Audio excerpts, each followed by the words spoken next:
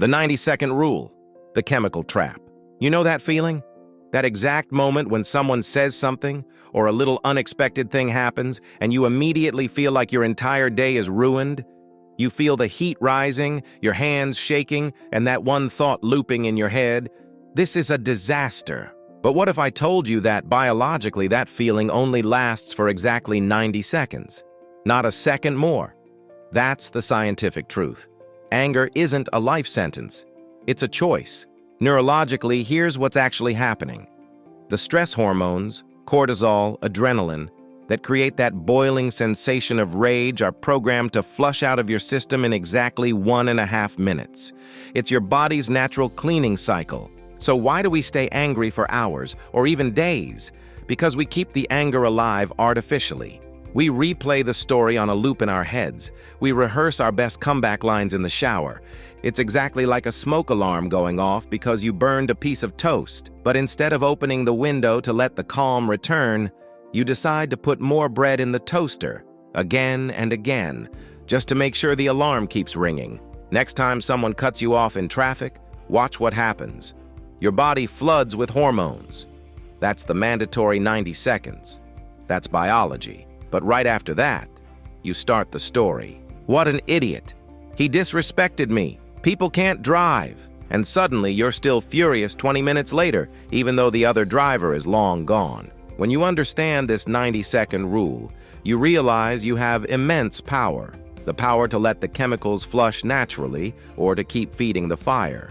Everyone knows someone who stays calm no matter how chaotic things get. Those people aren't superhuman. They weren't born without emotions. They just know the secret you're about to learn. The button pusher myth. Let's start with a hard truth. You are not a remote control. We often say, "He really knows how to push my buttons." We say it like we're passive machines, and other people control our settings. But that's a myth. Other people don't have magical powers over your emotions. Nobody can push a button that you didn't give them yourself. In reality, these buttons only work because they're connected to something deep inside you. These buttons are actually unhealed wounds, insecurities, or violations of your past values. When someone pushes your buttons, they aren't manipulating you. They're simply showing you, often unintentionally, the exact place where you still need to heal. Imagine the scene. Your coworker makes that usual sarcastic comment that sets you off. Instead of reacting automatically like a programmed robot, pause. Ask yourself, what is this really about? Maybe his tone reminds you of an overly critical parent? Maybe it triggers an insecurity about your competence? Suddenly, that coworker isn't your tormentor anymore. He becomes a revealer.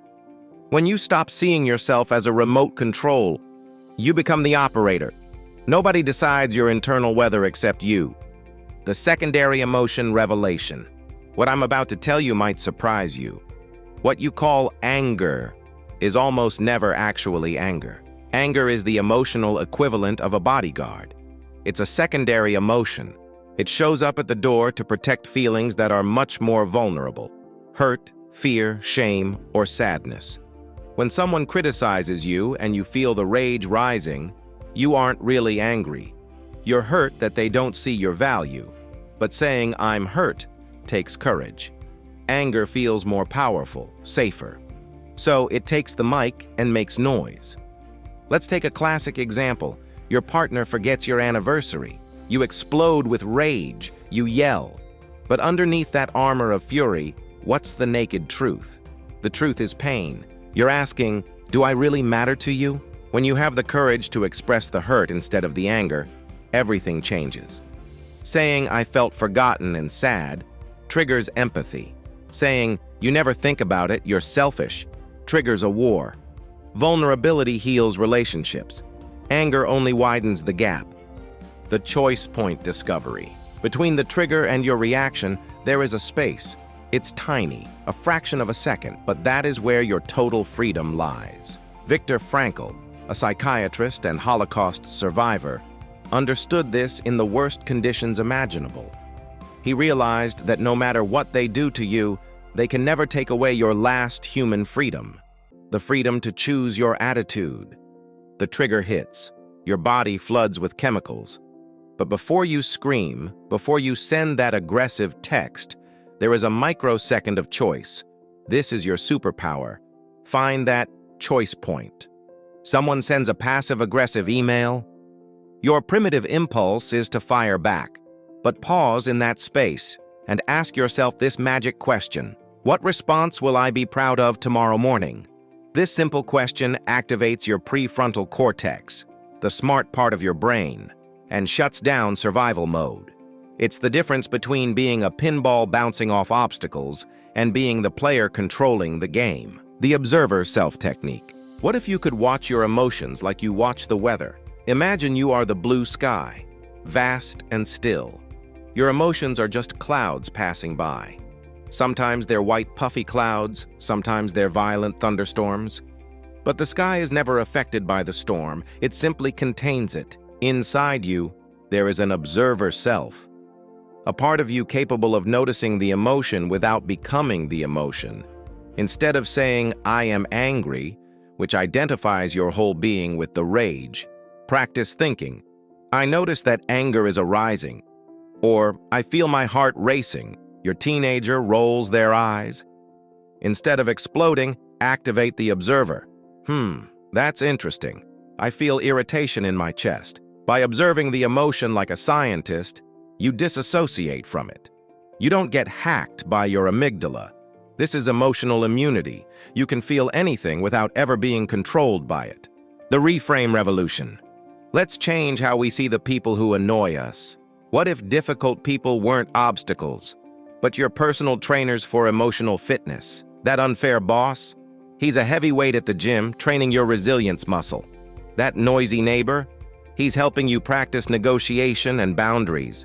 Just like a fitness coach makes you do uncomfortable reps to get stronger, these emotional trainers test your strength. If life were always easy, you'd stay emotionally weak. When you see them as trainers, you stop being a victim.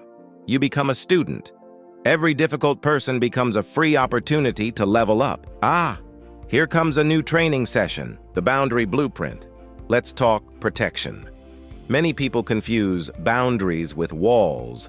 Walls are made of fear. They block everything and isolate you. Boundaries are like a garden gate. You are the gatekeeper. A healthy boundary lets respect in but shuts the gate on toxicity. How do you set a boundary without being mean? Here's a formula. I understand you're frustrated, but I don't respond well to being yelled at. I'm going to step out and we can talk again when things are calm. That's not aggressive. That's assertive. You aren't telling them what to do. You're telling them what you will accept. Remember, boundaries preserve your energy. You cannot pour from an empty cup. The timeout protocol. Sometimes the bravest thing you can do is perform a strategic retreat. When anger crosses a certain line, the logical part of your brain literally disconnects. Your IQ drops. Arguing in this state is relational suicide. This is where the timeout protocol comes in. Just say, "I need to take a break to calm down. I'll come back to you in 20 minutes. 5 minutes of space can prevent 5 weeks of damage control. Taking a timeout isn't weakness.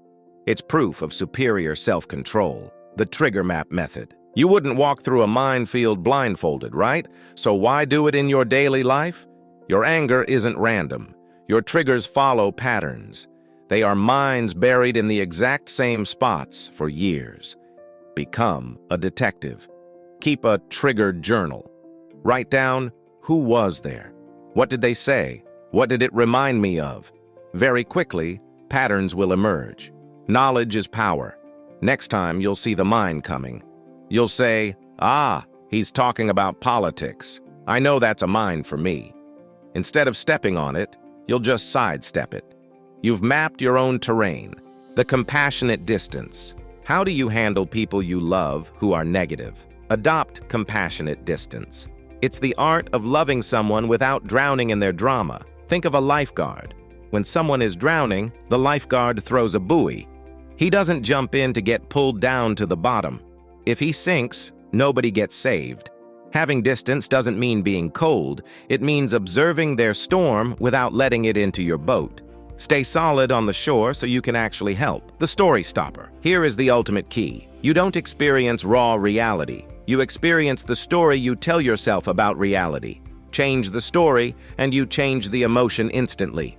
Example, you send work to your boss. He replies, "Okay." Story 1. He's cold. He hates it. I'm getting fired. Result, anxiety, fear.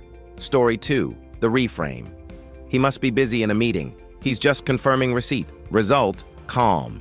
Same event, same 2 letters. Okay. Totally different emotion. Why? Because the story is different. You are the director of your own mental movie. You have the power to edit the script in real time. That is true emotional mastery. And now you have the roadmap. Remember, 90 seconds. That is all biology imposes on you. The rest is your choice. If you found value in this video, hit that like button to help spread the message. And if you are ready to master your emotions and stop being a remote control for others, subscribe to the channel. Don't let the algorithm decide for you. Make the choice to join us. I'll see you in the next video.